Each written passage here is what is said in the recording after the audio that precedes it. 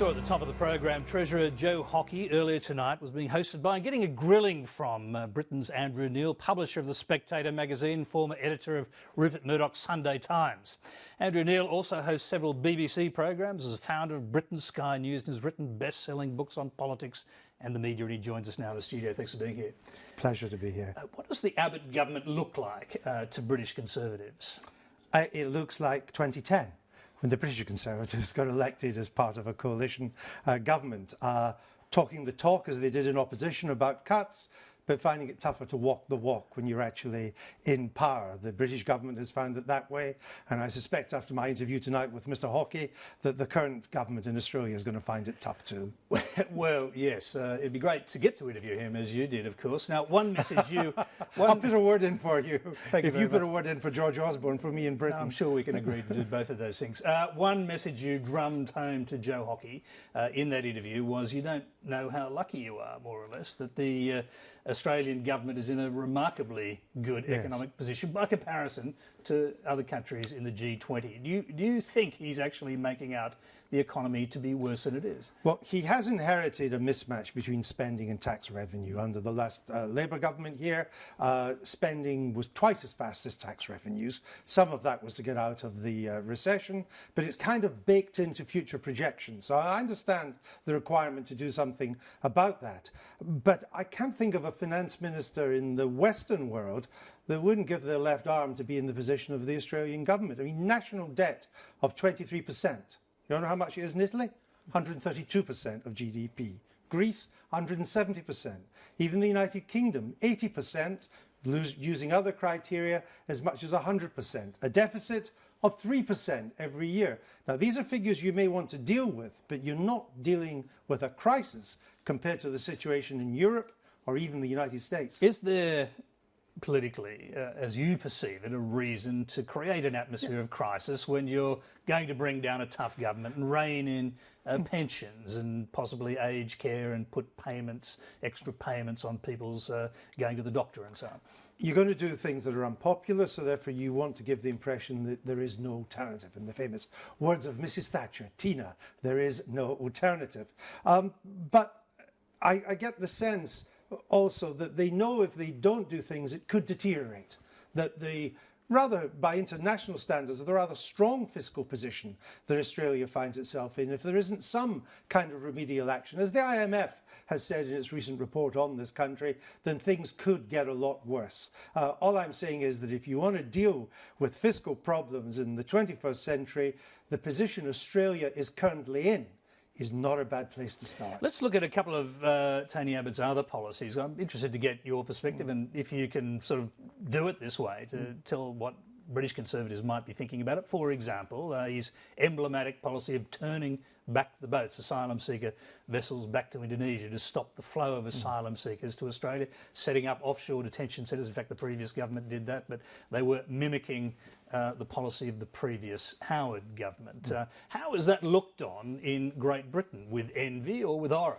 Well, I think that the Conservatives look on it with a certain envy because in the end you're in control of your own borders.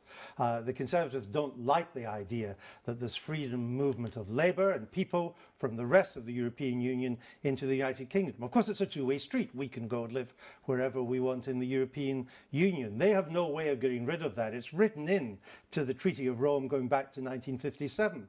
But immigration is a huge issue in Britain. It's a huge issue across Europe.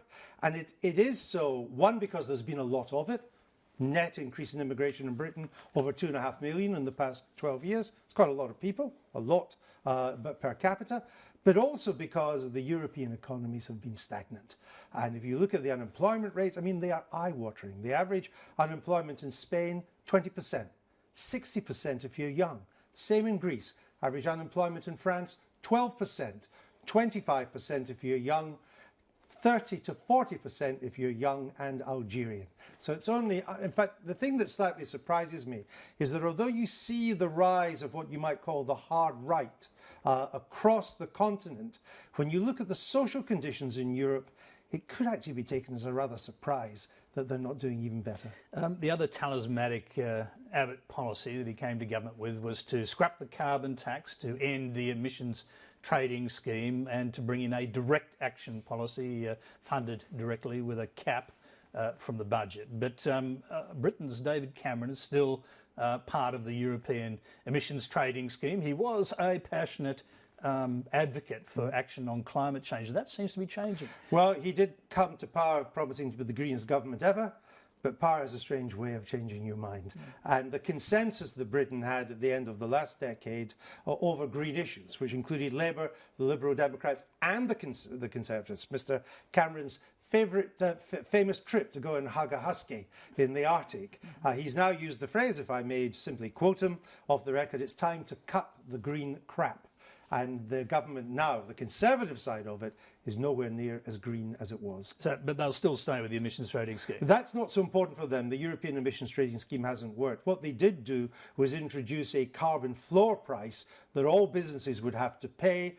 In the last budget, the Chancellor of the Exchequer, the Treasury Minister, decided it was time to freeze it and not increase it for the foreseeable future. Now, just going back to Joe Hockey, that speech, The Age of Entitlements is Over, was actually made in London a couple of years ago. His main target, indeed, his main target was European countries and their profligate spending on welfare, etc., etc. He's bringing the idea back to Australia, though.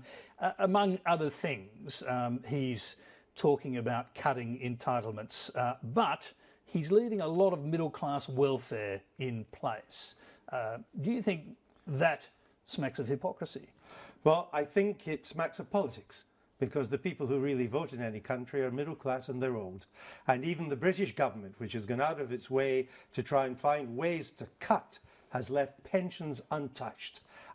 Even free BBC licences for the over 75s are untouched. Even if you are a multi-millionaire, you get a winter fuel allowance if you're over 65. And that is because old people tend to vote, young people don't, the middle class tend to vote, a lot of poorer people tend not to. And sometimes the realpolitik of politics overtakes even the public spending cutting instincts of a Conservative. Well, except in this case, Joe Hockey's talking possibly about changing access to the age pension, setting a means test on it, all sorts of things. Indeed, I know he's been talking about that, and you know much more than I do about these things, but I think, as I said, talking the talk and walking the walk are often two very different things. So we'll wait and see what happens in the budget, as he kept saying to you, in fact, during the interview this evening.